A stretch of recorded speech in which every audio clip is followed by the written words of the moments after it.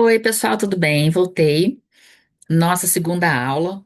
Deixa eu começar mostrando, dando umas dicas de pessoas legais para vocês seguirem em rede social, que ensinam umas coisas que são muito pertinentes e têm a ver com o que a gente está conversando. Pera aí, deixa eu compartilhar a tela aqui com vocês. Cadê? Pó, pó, pó, achei. Pronto, foi. Ok. Esse primeiro perfil é o meu, quirologia.e.cartomancia. Sou eu. É o meu perfil do Instagram, onde, é, se vocês tiverem paciência e tempo de olhar, tem muita coisa legal. Eu fiz em 2023 uma série com mais de 20 lives sobre práticas de cura. Então tem um monte de coisa legal, arte terapia, aromaterapia, reiki, acupuntura, etc e tal, só de práticas de cura que são bacanas para a gente conhecer mais um pouco. Também falo de leitura de mãos, leitura de cartas, tem um monte de coisa interessante lá. Recomendo e peço que vocês me sigam. Aliás, é importante para mim, para o meu canal do YouTube, se vocês me seguirem também no YouTube, porque o canal cresce, eu tenho mais visibilidade, acaba sendo legal para mim também. Então, se vocês puderem curtir não só o perfil do Insta, mas também o perfil do YouTube, eu sou super agradecida e é bom para todo mundo. Outro perfil que eu gostaria de indicar para vocês é o do Alex. O Alex é um grande amigo, adoro ele, ele é ótimo. E ele dá aulas quase que diárias, que sejam semanais, de cartomancia gratuita, nesse perfil que ele tem no Instagram, chama Lenormando. Então, aulas maravilhosas, ele é incrivelmente competente, totalmente gratuitas. Ele também, se eu não me engano, também tem um perfil chamado Lenormando no Facebook. Então, recomendo que vocês procurem e sigam o Alex, que é mais conteúdo gratuito que vocês recebem. Outra pessoa que eu recomendo vocês seguirem é minha queridíssima Tânia Durão, do perfil as.cartas.ciganas, as cartas ciganas. Ela também dá muita aula gratuita, nem tanto no Insta, mas no canal que ela tem no YouTube. O canal do YouTube dela é riquíssimo. Tem, nossa, centenas de vídeos falando de cartomancia, tudo gratuito. E ela criou ah, um canal chamado Oráculos de Assis, que são voluntários de cartomancia, que fazem lives gratuitas de tiragem. ah, e, se eu não me engano, uma vez por semana, duas vezes por semana, existe um encontro só de cartomantes pelo Instagram, onde você manda a sua pergunta, você faz uma contribuição de 10, 20 reais, cada equipe, cada turma é um valor diferente, e todo esse valor arrecadado é doado para uma instituição de caridade que cuida de animais. Então, Oráculos de Assis é uma homenagem a São Francisco de Assis, o santo protetor dos animais, e a gente junta a cartomancia com o voluntariado e com a doação ah, para instituições sempre em favor dos animais. Também recomendo muito que vocês sigam a Tânia. Inclusive, eu e a Tânia escrevemos um livro juntas, falando as cartas ciganas e a leitura de mãos, onde a gente combina os dois temas, tanto as cartas ciganas como a leitura de mão, em duas linguagens em uma coisa só. É um livro muito, muito gostosinho, muito fácil de ler, para quem gosta desses dois temas. E por fim, a cigana Kátia, que eu falei, deixa eu subir, a cigana Kátia Bastos, que foi quem eu falei na primeira aula, que lá na década de 80 ela começou, desenvolveu a Escola Brasileira de Leitura do Baralho Lenormand, trazendo, incorporando a energia dos orixás dentro das cartas. Então, recomendo também que vocês sigam a Kátia, ela é veterana, maravilhosa, fez um trabalho riquíssimo com a tribo cósmica.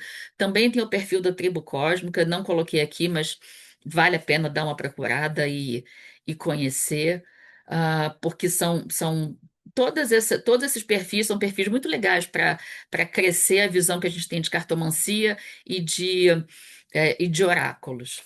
Ok, pessoal? Então, deixa eu parar de compartilhar e vamos nós aqui. Já dei os avisos do dia, me senti até padre no meio da missa, né? Dando aviso. Agora a gente começa. Vamos fazer só três cartinhas hoje, para ser sempre uma aulinha rápida e dinâmica, assim ninguém fica cansado, vocês não ficam com preguiça de mim. Vamos falar da carta 2. Outra coisa, deixa eu só falar desse baralho aqui. Esse é um baralho de criação autoral, eu que fiz esse deck. Vou mostrar para vocês. Aqui é o verso do baralho. Aqui são as cartas. A gente vai falar dele todinho, uma por uma lá ao longo desse tempo. Eu criei esse baralho, eu imprimi aqui nos Estados Unidos. Ainda não está à venda no Brasil, mas é um baralho que chama American Dream, o sonho americano, e também dentro da tradição Lenormand. E é o que a gente vai usar agora, que é meu baralho mais novo. Todos os meus baralhos estão tão descascados. Deixa eu ver se eu tenho um aqui na mão para mostrar para vocês. Cadê? Não tenho ideia onde estão meus baralhos, mas meus baralhos. Ah, lógico, está aqui embaixo do meu livro onde eu estou fazendo a cola. Espera aí, não desistam de mim, tenham paciência comigo. Que esse é um outro baralho autoral também, de uma outro perfil ótimo que vocês podem seguir, é da Marcita Aires, que criou esse baralho ótimo. Eu uso muito ele, mas olha só como ele está. Ele já está todo descascado, ninguém enxerga mais nada. Eu sei o que que tem. Ó, o cavaleiro, não dá para enxergar, eu enxergo. Então, o baralho mais novo que eu tenho é o verso dele, todo comido já. Então, o baralho mais novo que eu tenho é esse, que é o American Dreams Lenormand, que por enquanto é o que a gente vai usar para mostrar. Mas, enfim, vamos para as nossas histórias. Carta número 2 é a carta do trevo. Aqui. Opa, sai um pouco. Oh, gente, aqui, carta do trevo. A carta do trevo, carta 2, ela também pode ser interpretada dentro da escola europeia, também chamam de paus e pedras. Então, vejam bem, é a mesma, não é diferente, é a mesma carta, a mesma simbologia, de uma forma que pode ser representada com o trevo e que pode ser representada como paus e pedras. É, dentro da escola, dentro da escola europeia, quando a gente vê trevos, a gente entende sinal de boa sorte. Também dentro da escola europeia, lembra aquela diferença que a gente falou de escola alemã e escola francesa? É um pouco aí também. Quando a gente fala de paus e pedras, a gente fala de sufoco, de situação, de pequenos problemas. E aí a gente vem para a escola brasileira, que resolveu misturar tudo. Então a gente bota o trevo como pequenos obstáculos. Então o que que a gente tem aqui? Que é a minha simbologia, que é o que eu uso e é o que eu compartilho com vocês. Quando a gente vê o trevo, a gente entende que são pequenos problemas, pequenos obstáculos que, que podem ser superados. São problemas passageiros, são situações que vão atrasar o que você planeja, o que você deseja, são. é, é aquele momento de pausa, de burocracia, de demora, de pausa, que é necessário para que as coisas se realizem lá na frente. Às vezes você tem que parar para que alguma coisa aconteça, para que o mundo se ajeite em volta e as coisas andem lá na frente. Então, o trevo é aquele pequenino problema que vai acontecer, mas que é facilmente superável se você fizer a sua parte nisso. Obstáculos que a gente encontra no meio do caminho, tropeço, sinal de alerta. O trevo sempre é dentro da nossa interpretação. O trevo sempre é um sinal de alerta, mas é um alerta pequenininho. Tem alertas muito grandes, a gente vai ver lá na frente. Mas o trevo é um alerta pequenininho. Ah, obstáculo já existe, não é um obstáculo simbólico, é um obstáculo real, que ele já está para acontecer, mas que também pode ser superado. Então é muito um momento de cautela, um momento de tirar o pé do acelerador, um momento de entender que esse problema faz parte da solução, e não gerar uma crise de ansiedade muito grande, não gerar angústia, frustração, porque isso muda a tua vibração de energia e aí a pessoa começa a andar para trás. Então é uma carta que é uma carta de aviso dizendo esse atraso faz parte da solução, tá tudo certo. Espera, resolve o que tem que ser resolvido, mas não modifica o padrão energético para não comprometer, ok? Pode ser sorte também. Tem muita gente que interpreta como sorte. Ai, que bom, grande sorte. Eu não interpreto como sorte. A minha experiência me disse. Lembra que a gente falou de você entender o melhor significado para você? A minha experiência me trouxe é, histórias onde eu entendo que pequenos obstáculos funcionam melhor para esse significado. Dá para resolver, então tá tudo certo. Falando da minha experiência, né? Uma vez uma amiga me pediu uma tiragem, minha filha está grávida e tal, o que que pode ver para mim? E saiu o trevo. Quando saiu o trevo, eu falei, olha, tem algum probleminha aí que precisa ser resolvido, mas vai dar tudo certo no final. A carta que veio na sequência era uma carta boa, positiva, e eu sabia que as coisas iam dar certo. E assim que a filha dela entrou em trabalho de parto, ela me manda uma mensagem dizendo: Você é braba. Ela tá com um probleminha, parece que a pressão dela ficou muito alta, e na hora do parto isso é um inconveniente danado. Mas se você ajeita, se você modifica a medicação, enfim, os procedimentos médicos que são necessários, você consegue reverter isso e dá tudo certo. E deu tudo certo, minha amiga tem um netinho lindo de viver. Então, são problemas que podem ser resolvidos. Na sequência, a gente tem a carta do navio. Aqui, nosso lindíssimo baralho American Dream Lenormand, o sonho americano, a carta do navio. A carta do navio, a gente falou lá na nossa primeira aula, como se fosse há muito tempo atrás, né? A última aula. A gente falou na nossa primeira aula de carta-tema. Então, existem cartas dentro do baralho que elas vão ah, responder determinados assuntos específicos. Quando alguém te pergunta, você abre uma mesa grande, a mesa real, com todas as cartas, alguém te pergunta, e amor? Aí você olha para a carta que fala de amor. Trabalho. Você olha para a carta que fala de trabalho e você vê todo mundo que está em volta dessa carta. A carta do navio, o tema especial dela, o tema específico que ela aborda, é viagem e mudanças. Mudanças externas. Não é aquela mudança de, eu estou me sentindo uma nova mulher. Não é isso. Não é a mudança interna. É mudança de fora. Mudança de trabalho, mudança de casa, mudança de cidade, mudança de carro.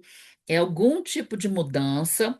é, Pode até ser mudança de cabelo, sabe? Eu cortei o cabelo curtinho e fiquei outra pessoa. Não necessariamente isso, porque isso tem que estar acompanhado com uma carta que fala de beleza, mas é uma mudança externa, uma mudança que vai acontecer do lado de fora, além de viagens, como a gente começou a falar. O que que essa carta traz? A carta do navio, o navio é um veículo, é um meio de transporte que é muito lento. O navio não é movimentação rápida, como, por exemplo, falamos do Cavaleiro, a carta 1. O navio é uma carta que traz um movimento lento. Então, tudo que está em volta do navio vai se movimentar lentamente. Tudo é devagar. Ele vai trazer morosidade, ele vai trazer. A mudança acontece, mas sem uma velocidade rápida, uma mudança quase que uma transição que acontece lentamente. No entanto, como é um movimento lento, ele dá tempo para que a pessoa se adapte à situação. Por exemplo, quando você viaja de avião, do Brasil para o Japão, ele tem um fuso horário. Quando a gente chega no Japão, depois de 30 horas, a gente tem um fuso horário de 12 horas de diferença. É muito cansativo para o corpo. Quando você vai de navio para o Japão, você demora sei lá quanto tempo, um mês para chegar no Japão, mas todas as faixas de fuso horário o teu corpo já adaptou. Então, quando você chega lá, o teu corpo já está adaptado à diferença, porque você levou um mês para chegar lá. Então, esse movimento lento do navio, ele traz ah, a adaptação à situação. Não é um choque, não é aquela mudança rápida que te traz um choque. É aquela mudança lenta que te permite adaptar à nova circunstância que está chegando por aí, à nova realidade que está chegando por aí. O navio, ele fala de mudança lenta, mas é uma renovação. Não se enganem achando, ah, vai demorar demais. É uma renovação. É realmente uma mudança legítima, porém, numa velocidade um pouco mais lenta.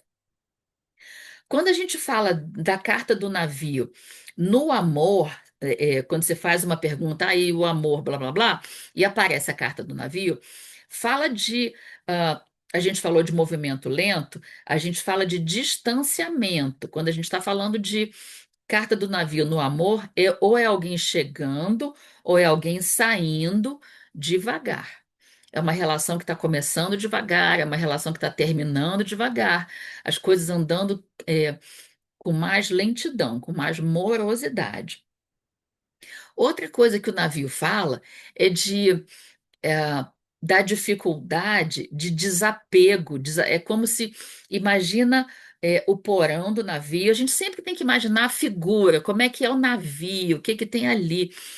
Então, imagina a figura do navio com aqueles porões enormes, cheio de coisa escondida ali dentro, grão de milho, importação, contêiner, sei lá o quê, tudo escondido ali dentro. Então, o navio mostra alguma dificuldade que nós temos em desapegar de certas coisas que estão escondidas dentro do nosso porão emocional, como se a gente tivesse traumas escondidos, sentimentos escondidos, tristezas escondidas, frustrações escondidas, alguma coisa que está escondido dentro do nosso porão emocional que o navio mostra.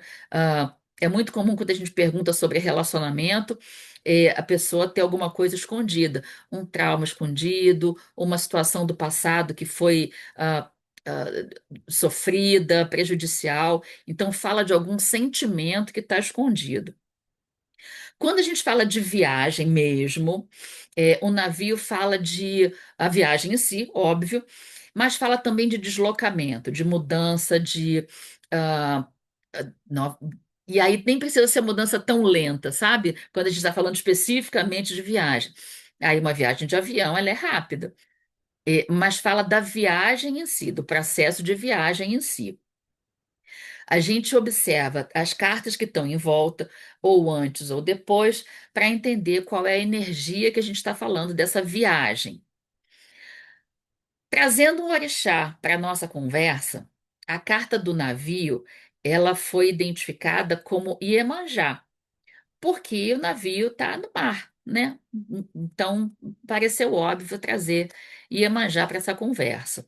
E como Iemanjá também tem muita emoção envolvida, essa questão das emoções que estão escondidas dentro do coração, escondidas dentro do porão emocional, a gente traz um pouco de Iemanjá para essa conversa. Se você acha que não tem a ver, não precisa fazer. Gente, nada é obrigado aqui. Nada é obrigado. É, nem sempre eu uso orixá nas minhas leituras. Eventualmente eu uso orixá, nem sempre. Quando cartas que representam o orixá, elas aparecem juntas na leitura, aí já ligo meu alerta que pode ter alguma coisa relacionada ao orixá. Quando a carta que representa o orixá, ela aparece solta, só uma, as vizinhas não conversam, eu não leio como escola brasileira, como leitura com orixá. Eu leio só o significado da carta, como ele é tradicional. Então, não existe receita para bolo aí. Ainda mais a gente que é do santo, que recebe muita intuição, que recebe a galera falando na nossa cabeça. Se você achar que faz sentido uma resposta de orixá, traz o orixá para a conversa. Se você acha que não faz sentido, não precisa, ok? Aqui não tem regra rígida, não. O que faz sentido. Agora. O baralho te pede constância. O baralho te pede para. Não é um dia sim, um dia não. Você tem que ter uma regra muito clara dentro da tua cabeça e você seguir essa regra. Aí a gente ensina para o baralho tem que conhecer você. A gente ensina o baralho como você pensa. Aí ele vai responder de maneira que ele acione a sua memória, o seu conjunto de regras, a maneira como você pensa e interage. Aí ele consegue trazer essa resposta de acordo com a tua realidade. Ok? Tá fazendo sentido? Fez sentido isso? Carta número 4 é a carta da casa, aqui nesse lindíssimo baralho. Opa, saiu daqui. É a Casa Branca, nosso lindíssimo American Dream, Lenormand, o sonho americano. Trazemos a Casa Branca. Não que é a maior casa, a casa onde vive o presidente da República aqui do país. Outros baralhos têm casas de menor magnitude, mas essa é a casa mais importante daqui e vamos falar sobre ela. A casa, de maneira geral, eu interpreto a casa como família, como a casa do nosso cliente, o local de segurança do nosso cliente, onde ele tem conforto emocional. Uma palavra-chave que eu uso para identificar a casa é conforto emocional. Aquele lugar que vai te trazer aquele alívio, aquela sensação de segurança, de conforto, ah, de harmonia. Não precisa ser necessariamente a tua casa, a casa do cliente, que às vezes a casa do cliente não tem harmonia nenhuma. Às vezes o cliente prefere ficar do trabalho porque é mais confortável do que ir para casa. A casa em si representa o conforto emocional. Na minha leitura, eu entendo a casa como família, relações familiares, relações interpessoais familiares, sempre com o núcleo imediato da pessoa, nunca a família, o tio Mário, a vovó Cambinda, é sempre o núcleo principal da pessoa, dependendo de como ela vive. Se ela vive ainda com irmãos e com pais, são os irmãos e os pais. Se ela já mora sozinha, é alguém que mora sozinha, então pode ser marido, esposa, filhos, no máximo os pais, assim, sempre uma geração ou abaixo ou acima, ou filhos ou pais, e caso morem juntos, irmãos. Então é realmente o núcleo principal e não pessoas mais distantes. Então eu considero família esses núcleos quando eu faço a minha leitura. E a carta da casa é minha carta tema quando falamos de família. Que mais? Falando dela, aqui a gente fala de proteção, fala de equilíbrio, fala de segurança, fala de energia de conforto, fala também ah, daquele lugar onde a pessoa fica confortável sozinha, sabe aquela coisa da pessoa ficar confortável dentro do próprio quarto? Ai, eu em cima da minha cama liguei minha televisão, o mundo tá perfeito. Então, é aquela sensação de solitude é, boa, sabe? Não é a solidão tristonha, é a alegria de estar sozinha fazendo o que quer. Então, a casa traz um momento mais introspectivo, de meditação ou de solitude, mas sempre trazendo um equilíbrio, um conforto emocional. Conforto emocional, guardem isso. Em sua parte negativa, o que que é negativo na casa? A casa é uma coisa que ela não sai do lugar. A casa não é uma barraca de camping, a casa ela tá lá. Então a casa ela é inflexível, ela é rígida, as rotinas podem ser chatas, cansativas, pode ser desorganizada, pode ser confusa, pode ser desequilibrada, pode ser ah, pesada, pode ser um clima denso. Então, a carta da casa, carta número 4, em seu aspecto negativo, ela traz o peso que uma relação familiar pode trazer. O excesso de cobrança, o excesso de exigência, tudo que pode ser pesado dentro de uma relação familiar é a parte negativa. Ah, eu não lembro se eu falei isso, mas vamos lá. A carta, número 4, a casa. Ela é uma carta positiva. A carta navio é uma carta neutro positiva. A carta 2, trevo, é uma carta neutro negativa. Vejam bem, é uma carta que fala, carta 2, trevo, é uma carta que fala de pequenos obstáculos, mas ela não é uma carta negativa. Ela é uma carta neutro negativa, porque ela fala do teu poder de superar. Então, não é uma carta negativa, neutro negativa. Ok, pessoal? Foi? Então, qualquer pergunta, deixa aqui nos comentários do YouTube, ou então me mandem no privado, para a gente não bagunçar o nosso canal de comunicação do WhatsApp, e eu tento responder todo mundo. Ok? Um beijo grande para vocês e até nossa próxima aula. Tchau, fiquem com Deus.